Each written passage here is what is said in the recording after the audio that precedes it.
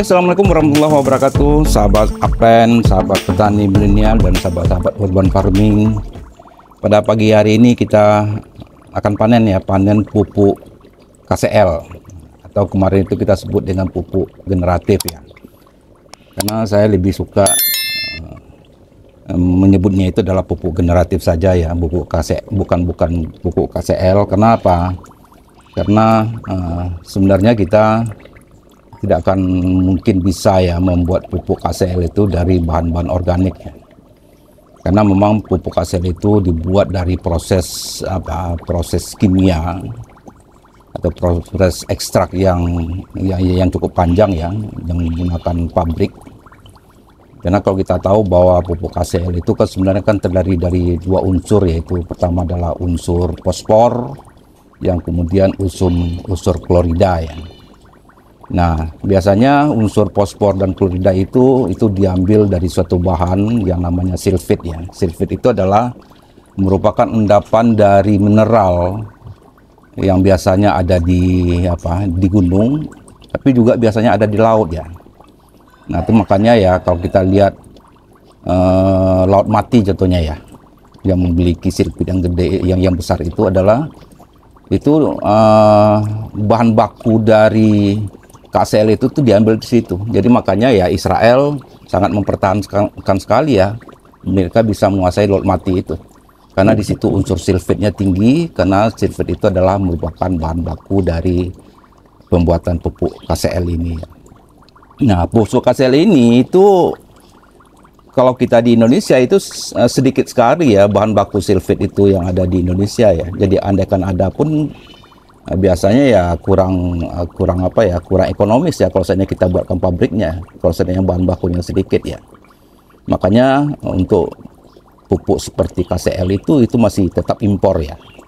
Makanya ya dengan kondisi perang Ukraina dengan Rusia, lagi pula sekarang ini dengan Israel juga bermasalah dengan Palestina ya. Makanya ya harga dari pupuk KCL itu ya sangat melambung tinggi ya, hampir 1 jutaan ya. Nah, untuk itu salah satu alternatif adalah kita bisa memikirkan bagaimana kita bisa membuat unsur atau nutrisi yang bisa ya relatif samalah dengan unsur yang ada dalam KCL itu ya. Walaupun kita tidak akan mungkin bisa menyamakan KCL itu ya. Karena KCL itu kalau kita lihat dari unsurnya itu, natriumnya itu adalah untuk kalium itu sekitar 60% ya yang diisikan di dalam itu. Kemudian klorida itu sekitar 40-50% ya. Jadi unsurnya hanya dua saja ya. Jadi pertama itu adalah kalium atau fosfat itu, kemudian dengan klorida yang sekitar 50% itu. Nah, kemudian itu diikat dengan amonia ya. Jadi sehingga dia bisa padat seperti itu jika amonia ya. Nah, tapi nanti dalam kenyataannya pun ketika nanti kita akan mencampurkannya dengan air atau menyiramkannya ke tanah, nanti dia akan bertemu dengan air. Nah, sebagian amonia itu akan menguap lagi ke atas ya. Jadi unsur yang masuk ke dalam tanah kita itu ya dari 60% itu takkan 60% ya. Bisa jadi akan sebagian besar itu akan menguap ya. Bisa lagi hanya tinggal ya sekitar 5% saja ya. Nah, tapi dengan 5% atau dengan 4% saja KCL itu atau kalium itu bisa kita aplikasikan ke tanaman, itu udah cukup bagi tanaman ya. Karena pada kenyataannya itu tanaman kita itu hanyalah membutuhkan unsur nutrisi yang sebenarnya yang sedikit ya, sebenarnya tidak perlu terlalu banyak. Karena hanya cukup 1-5% saja sebenarnya diserap oleh tanaman itu. Nah, untuk pupuk KCL kita ini atau mungkin pupuk generatif yang kita buat ini, nanti kita akan coba lihat ya berapa unsur yang ada di situ. Tapi yang penting prinsipnya ketika kita akan membuat suatu pupuk generatif, kita harus tahu prinsip dasarnya ya. Nah, ketika kita akan mengaplikasikan aplikatif, unsur fosfatnya itu harus tinggi, plus unsur kaliumnya itu harus tinggi. Sementara unsur N-nya itu harus rendah. Nah, ini prinsip dasar ya untuk suatu pupuk generatif ya. Karena apa? Karena ketika masa generatif dia itu adalah membutuhkan untuk pembungaan dan pembuahan ya. maka dia butuh unsur P dan unsur K yang tinggi. Nanti kita akan uji ini pupuk cair kita ini yang kita buat kemarin. Ini udah hampir 1 bulan ya, hampir 1 bulan nggak salah saya ini, lebih minimal 3 minggu lah, 3 minggu lebih ini sudah kita fermentasi ini. Nanti kita akan uji. Nanti kita akan uji dengan alat khusus ya, adalah sensor oil. Nanti kita akan lihat alatnya nanti apakah memang di sensor oil kita itu bisa menunjukkan proses perbandingan antara N, P dan K itu, dia itu akan unsur P atau K-nya yang tinggi atau N-nya yang tinggi ya. Nanti akan kita uji di sini. Tapi nanti kita panen aja dulu ini pupuk kita, karena ini sudah panen ya. Jadi dari pupuk generatif yang kita buat ini, mungkin saya review lagi. Sebenarnya ini kan kita buat dulu dari beberapa bahan aktif yang memiliki unsur fosfor dan unsur kalium yang tinggi. Nah, unsur fosfornya itu kita ambilkan kemarin itu, bahan dasarnya itu adalah, bahan bakunya awal itu adalah air jakaba ya. Kenapa air jakaba? Karena air jakaba mempunyai N dan P yang cukup lumayan, sudah ada unsurnya N dan P. Nah, kemudian untuk meningkatkan P, kemarin kita berikan pisang ya, pisang busuk ya. Dan karena P-nya karena pisang busuk adalah mempunyai P yang tinggi ya. Nah, untuk unsur kalium dan unsur kalsiumnya itu kita masukkan itu adalah cangkang telur. Ya, kemarin kan kita aplikasikan cangkang telur yang kita urai dengan menggunakan asam sitrat, itu adalah lemon ya. Jadi sebelumnya itu kita juga pernah membuat pupuk KCL di mana kita akan mengurai dari cangkang telur itu untuk mengambil kalsiumnya itu adalah dengan menggunakan karbit. Tapi kemarin kita ganti dengan menggunakan asam lemon. Nah, kita akan lihat apakah kalsium atau kalium yang ada dalam pupuk yang kita buat ini itu mempunyai efek atau enggak. Tinggi enggak unsur kalsiumnya atau unsur kaliumnya. Jadi memang kalsium dan kalium dua hal yang berbeda ya. Nah, tapi biasanya kalsium akan mendukung kalium juga. Karena unsur kalium di sini kemarin kita juga akan tambahkan dengan beberapa bahan kering, yaitu adalah jerami padi ya. Karena jerami padi juga ada unsur kaliumnya. Karena dia juga ada unsur karbonnya. Kenapa? Karena dalam proses fermentasi ini, jadi bukan hanya prosesnya itu nanti bukan hanya membutuhkan substansi substrat dari nutrisi yang ada, tapi dia juga butuhkan karbon dan juga butuh energi. Nah, karbon itu adalah merupakan energi bagi bakteri yang akan kita kembangkan di sini. Nah, sementara kita juga di situ di samping butuh karbon juga butuh karbohidrat sebagai nutrisi dari bakteri yang ada di sini ya. Makanya kemarin kita juga kasih dengan bekatul atau dedak padi. Jadi prosesnya udah kita lakukan selama lebih kurang satu bulan ya, mungkin udah 3 minggu ya, jam ini sudah masuk hari keempat.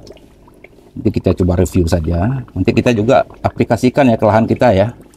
Lahan jagung kita sebagian memang sudah ada yang sudah bisa dipanen, tapi ada sebagian juga yang masih dalam proses generatif ya. Nanti kita akan coba aplikasikan saja. Tapi nanti kita ukur dulu berapa sih unsur yang terdapat dalam pupuk generatif kita ini. Jadi nanti kita akan uji.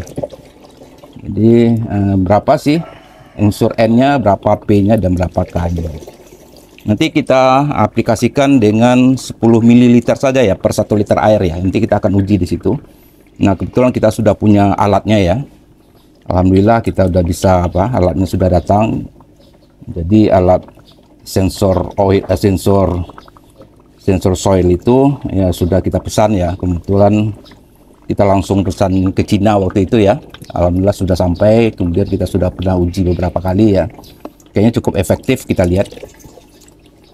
Jadi karena sebagian dari teman-teman kan juga bertanya, itu pupuknya sudah diuji lab atau belum? Ya memang kalau uji lab kita tidak mungkin bisa lakukan. Karena di samping satu lagi lama prosesnya, satu lagi biayanya juga makin mahal ya. Jadi kalau lebih mahal dari bahan yang kita buat ini semua, ya bagus kita beli pupuk jadi saja ya, daripada kita melakukan uji-uji yang seperti itu ya. Nah, tapi dengan ada alatnya ini, ada soil sensor ini, itu sangat-sangat membantu kita ya. Walaupun beberapa ilmuwan dari negara Eropa itu menanyakan bahwa sensor soil yang dibuat Cina itu tidak valid ya. Nah, bagi kita tidak perlu sekali valid ya.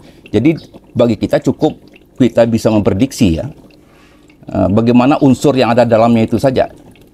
Masalah valid atau tidak memang nanti kita buat ke lab, tapi itu tidak ada guna, karena memang karena alam pun juga melakukan proses itu tidak pernah masuk lab semua ya. Jadi durian kita yang ada di hutan itu tidak pernah kita masukkan melakukan uji lab untuk menentukan NPK di situ. Dia hanya cukup menjatuhkan daunnya saja ke bawah ya. Nah, karena nanti mikroorganisme yang di bawah yang akan mengatur berapa unsur NP dan K-nya.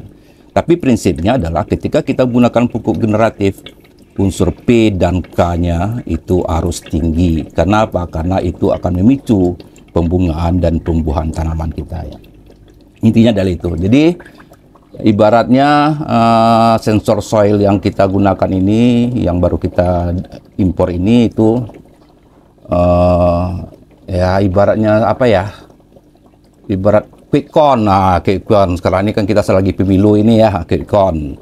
Jadi datanya sudah ada di sini, ya tinggal kita cek saja untuk bisa cepat kita bisa menentukan apakah nutrisi yang di dalam ini sudah ada atau belum, cukup tidak berimbang tidak nutrisinya, atau ada yang tinggi atau yang lebih tidak.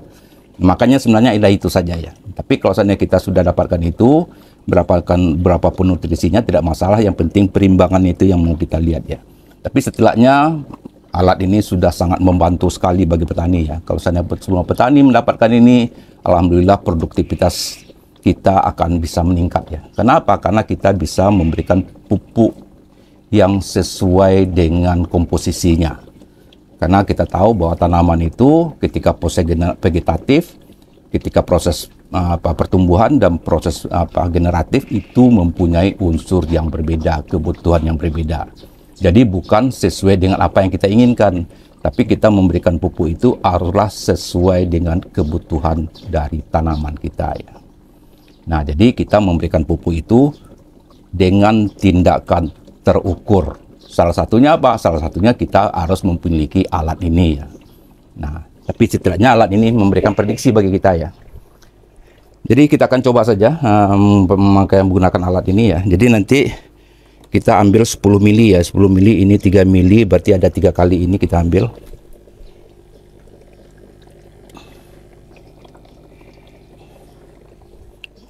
Ini 3 mili baru.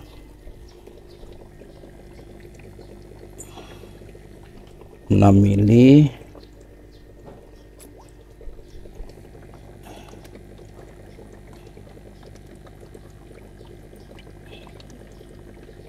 mili, 9 mili, oke, 1 mili ya, tetes dengan alat ini. Oke, mungkin kita juga tes alat ini. Alat ini coba kita tes dulu ya. Kita menggunakan air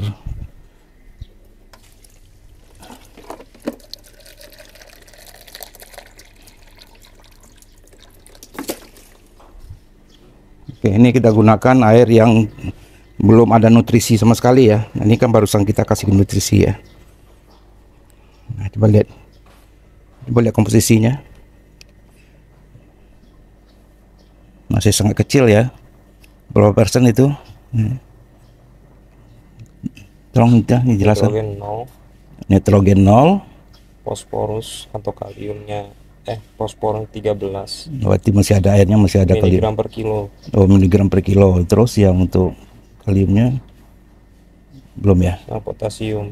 Nah, masih kecil ya, mesin apa ya? Jadi masih unsur air ya. Masih unsur air. Nah, sekarang 130. Jadi kalium airnya sudah ada ya kayak ini. Nah, sekarang kita coba uji dari bahan yang telah kita gunakan tadi. Ini adalah 10 mili yang kita masukkan dalam 1 liter air ya.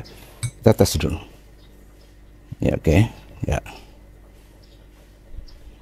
Berapa N-nya? 108 mg. Terus yang apa? Yang untuk fosfor apa? Fosforusnya 282 naik Lebih tinggi ya. 27. Nah, kemudian yang kaliumnya? Kalium 266 mg per kilo. Oke, jadi nampak ya bahwa unsur P dan K-nya itu jauh lebih tinggi daripada unsur N. Nah, kenapa? Karena untuk pupuk generatif kita membutuhkan fosfor dan kalium yang tinggi ya. Tapi bukan tidak berarti dia tidak membutuhkan N juga, nitrogen juga, karena nitrogen masih tetap dibutuhkan tanaman dalam proses generatif, tapi dengan unsur yang sedikit ya. Jadi artinya P dan K. Dominan P dan K. Iya, N-nya relatif rendah. N-nya relatif rendah. N-nya berapa? N-nya cuma 98. N-nya 98. Kemudian yang P-nya? P-nya 260, 270. K-nya 250, 260. Oke, antara P dan K-nya itu adalah udah berimbang ya. Dengan kenapa N-nya masih ada? Karena ini senyawa organik. Iya, oke. Jadi pasti dia ada unsur nitrogen ya di situ. Jakaba. Oke, karena ada jakaba di situ ya. Oke ya, teman-teman semua, sudah kita clear ya. Jadi ternyata pupuk kita ini ya sudah layak dikatakan pupuk generatif ya. Kenapa? Karena unsur fosfor dan unsur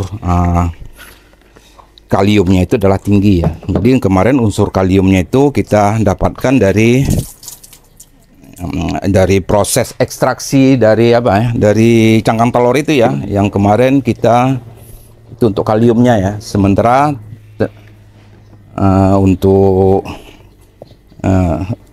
itu untuk kalsium ya. Sementara untuk kaliumnya itu kita dapatkan dari jerami padi. Lagi pula kemarin kan kita menggunakan jakaba, itu jakaba plus ya, jakaba yang sudah kita kasih kalium sebelumnya, karena kita sudah masukkan sabut kelapa ya ke dalam proses pembuatannya. Jadi nanti kita semprot saja dengan ini saja ya, dengan yang spray yang kecil saja, karena kalau spray yang besar itu agak repot juga kita menyenang-nyenangnya, karena kita untuk sekedar uji coba. Nah sebenarnya kalau kita lihat kalau kita buat pupuk KCL ini ke pupuk generatif ini, ketika kita panen itu kita dapat dua ya. Jadi seperti ini ya. Jadi ini kan sudah nampak jadi di atasnya itu ada cairannya, nanti yang akan kita bisa buatkan untuk jadi pupuk cair ya ini. Tapi di bawahnya itu juga ada padatannya ya. Nah, jadi ini menjadi pupuk KCL padat ya. Jadi akan dua dapat. Yang pertama adalah yang sebagian dari yang cair, sebagian yang padat ya. Nah, yang untuk yang cair itu bisa kita spray ya. Kita spray di daun. Sedangkan yang padatnya kita bisa tebar ke akar tanamannya ya. Jadi ini yang sudah ini kemarin yang panen lalu ya, bentuk pupuk KCL padatnya ya, yang sudah kita dapatkan itu ya. Ini kita langsung aplikasikan saja ini ke tanaman ke tanaman bawang merah saya. Kebetulan sedang lagi proses generatif itu ya, sedang kita sama juga spray ini.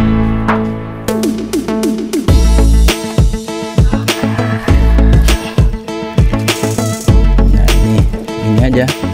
Ini sebenarnya enggak perlu banyak juga ya. Jadi sebenarnya satu tanaman ini cukup sekitar 10 gram saja ya.